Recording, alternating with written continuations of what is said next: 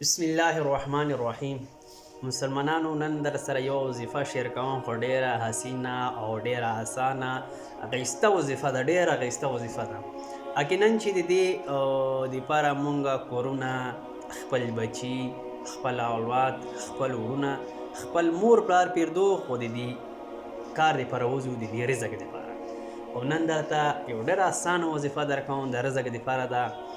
دا ده چې انشاءالله دعا وکړئ چې عمل به مو انشاءالله کوو، پې الله پاک نه دعاګو شو، الله پاک نه دعا وکړو چې الله پاک د دې وظیفې باندې عمل هم مونږ ته راکړي.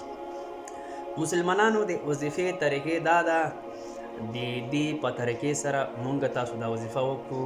د سهار لمونځ نه مخکې 10 منټه یا 20 منټه مخکې پاڅېدل، 10-20 منټه مخکې پاسو او ښکلې اودس وکړو، چرادان مو وکړو.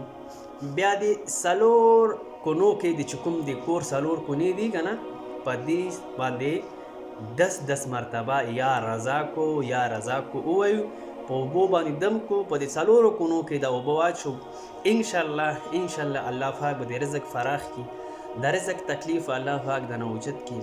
انشاءالله د رزق دروازې به در باندې الله پاک کولاو کړي، په رزق کې به د برکت او رزق به د الله پاک غیبي خزانونه پوره کوي. نهایت اسانه وظیفه ده. ډېر ملګري راته وایي چې د رزق دپاره وظیفه ډېره ښکلې وظیفه ده او الله پاک نه امید